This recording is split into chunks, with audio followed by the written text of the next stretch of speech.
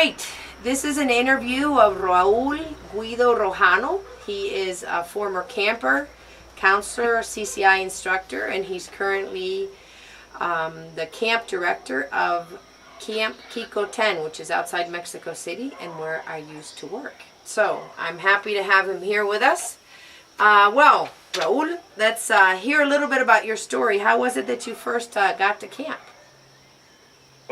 Well, it was when I was a kid. It was my parents that took me. I didn't choose it. They sent me because my uncle was president of the board of directors at Kikoten, so he invited my parents to send me, and that's why I started going to Kikoten, and I like it. I like it a lot. Excellent. Do you tell us a little bit of what were you like as a camper? Well, I was. I don't remember a lot, but I do remember that when I was a kid, I really like a lot the nature. I'm from Mexico City, which doesn't have a lot of nature, and I do remember the counselor helper at my second or third camp. He stopped us every time he saw a spider web, and it was summer, so they have all this water in the spider web. And everything. Yeah, so it was beautiful, and that I mean, I remember seeing like, I don't know, 20, 30 spider webs, and I love it. Tiempo. Time out. Están los moscos al 100 acá. Sorry. Están rodeando. Dale. Sigue. Okay. All right. We're in a camp setting, I see. Okay. Now, tell me a little bit about what happened. You were mentioning before when we were talking about one of your counselors. Yeah, and Rebecca, that's her name. She was my counselor when I was 9 years old, and she was one of Lisa's students, of your students, and she was my counselor, which I don't know if that was common at that time to have a counselor that was a woman. But the boys, we were running out of male counselors. Exactly. So she had to fill in. And she was a mom and a wife and a pastor's wife, so we figured she was a good candidate. Yeah, and she was. I mean, I made my decision for Christ with her. She got me in that camp when I was 9 years old. I can remember the cabin and the group there, and her talking about doing the invitation to follow Christ. And my mom just found the letter that she gave her as a counselor. Wow.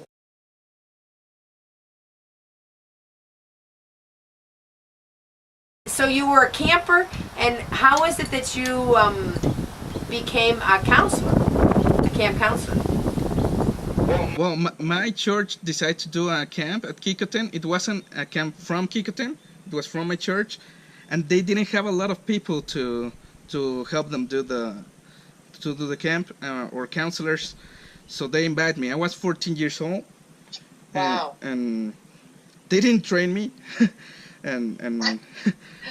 but I cannot say I was a good counselor, but I did like it a lot. I did found a way to serve as a teenager at camp. And what was something that was particularly impactful for you in your role as a counselor? Well, the how the kids respond to everything at camp, to the games, but especially to the Bible studies and to quiet time. Just being able to share about the quiet time and looking at them doing it. It was, I haven't seen as a teenager, I haven't seen fruit of my service for Christ so immediately as I saw at camp. So you're saying that you were used to church setting, but in a camp setting, you found almost an immediate response to your efforts and to your service. That's right. And what drew you into the camping ministry. That's right. That's what drew me to. and I can say one of my first campers from that cabin is now a board member of Kikoten. No way. Now he's your boss. Now he's my boss. He was my camper, now he's my boss.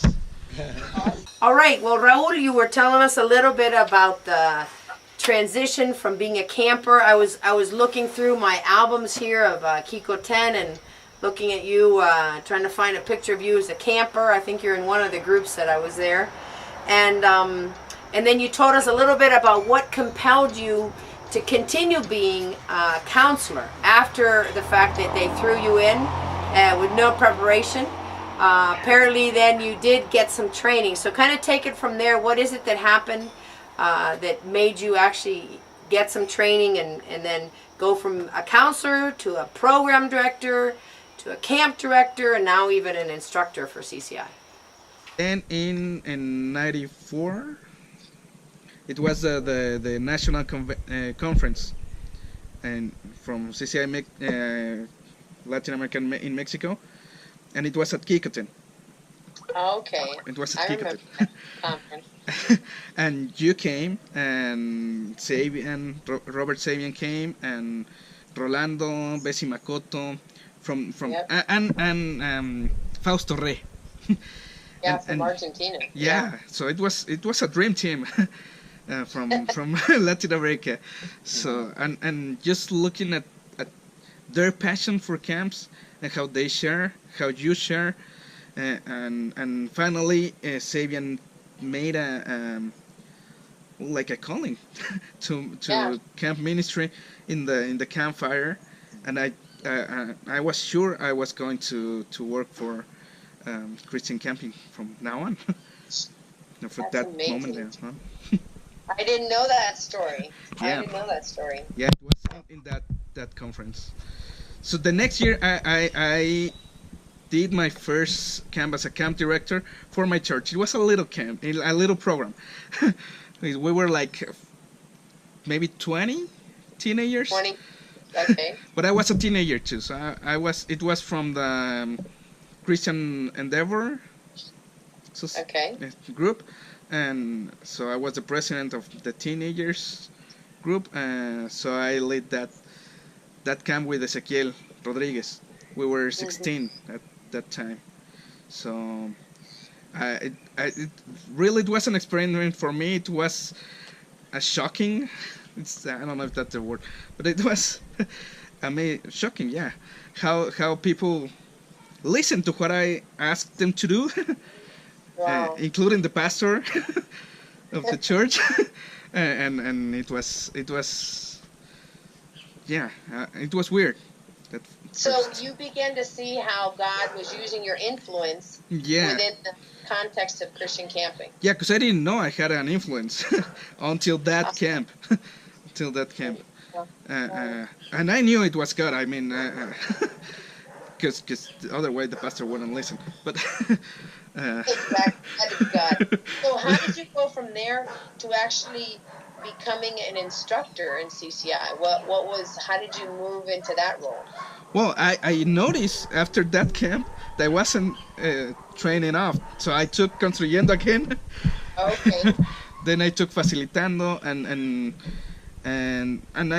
I've been on the national conference since '94, so it's been Every year you years. would get trained, and then you would take the in-depth training courses that CI offered you. But it was a mixture of your experience yeah, and of the need for more theory. exactly, yeah. So you were practicing. Yeah, that's my style. I don't know how to say. I need theory in my head to do stuff. Okay, Uh-huh. and I knew I didn't have enough, so I looked for more. You came a couple of times for the games encyclopedia, and so I tried to go to everything I could from CCI. I tried to Okay, Raul, tell us a little bit about how you have been better prepared to serve Christ in camping because of the training that you received in CCI. Tell me a little bit what the training has meant to you, Raul. Well, it's I think in my case it's different from other people that have been trained with CCI curriculum, because I grew up attending camps with CCI philosophy. Okay, so it wasn't a shock or something when I get the training. they all made sense when people when you share in the trainings in the or the IFIs. The Institute for Forming Instructors, that's what an IFI is, okay. I mean, I saw other people struggle with all those ideas, and for me it was like, well, that's obvious. I mean, that's how camp is done. So the influence started from when I was a camper, because I was living all the philosophy from CCI Latin America since I was a little kid. So then it just gave me the theory, so solid ground, so I could share it, because I knew that it worked. I was an evidence of that, of what God could do through Christian camping. But now I could say it with theory. I could put words to it to explain to people and pastors. So that meant that you were equipped to then be an instructor, and you have the words and the theories and the framework to then continue training. You've trained dozens and dozens of your own counselors for Camp Kikoten. That's right. Because I still discovering a lot of stuff that I know, because I been so immersed in all the trainings and all the camps and conference. But I still discovering stuff that I can teach, because the trainings do that. They found the Bible background to what we're doing. They give us the Bible background, the theory background from education and recreation. So you're saying that theory, the biblical support for camping, and the theoretical framework in education are things that you have been useful to you. Yeah. Now that you are an instructor. Exactly. Can you think of a couple specific concepts that have been particularly meaningful or memorable? Well, yes. Well, there's not just from the curriculum, but from the people around the CCI Latin American philosophy, or the camping philosophy. Well, some are lines that I know I have shared with you, that they come to me every other time to my head, and give comfort to my heart. Like some are very, like there's nothing more practical than a good theory. Yeah. That's one line that I love, and I still, when they ask me why I study so much Christian camping, I think, well, it's because it's practical. That's a quote from John Dewey, but I know, but you share it with me. I know it's John Dewey, but it comes from you, and also there's no safer place than God's will. I mean, that's when you're doing God's will, sometimes it doesn't feel so safe, but it's a good way to have it like as a concept. There's no safer place, and just stuff like that. And there's a lot more from recreation, maybe more from Sabian. About the recreation as part of God's will and God's plan for human and the world. I mean, I also ask every counselor when they pick up trash from the ground. I always ask them, why do they pick up trash from the ground? And the answer I expect them to give me, and that's because of you, is they have to answer to me, because in Christ our relationship with nature is being restored, and that's picking up litter is a way to restore your relationship with Christ in creation. That's beautiful. Yeah, and that's that one you told me. You told me that one once at Kikoten.